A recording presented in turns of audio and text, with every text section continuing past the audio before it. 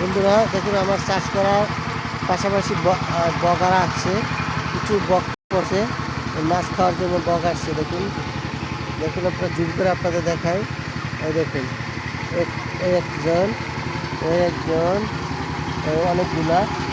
এই দেখুন, বকের কালারগুলো অনেক সুন্দর, এরা বর্ষাকালে অনেক সুন্দর হয়। এই দেখুন কীভাবে মাছ শিকার করে।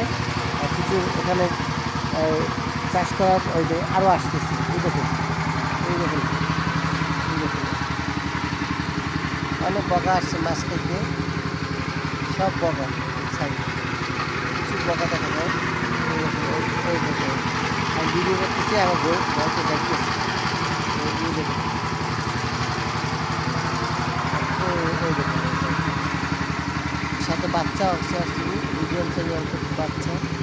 আর এই সময়কালে ওদের চেহারা সুন্দর থাকে, কারণ ওরা এই সময় ডিম করে, বাচ্চা করে, তাই ওদের চেহারা অনেক সুন্দর থাকে। এই দেখুন, আবার ঘুরে দিয়ে আসবে।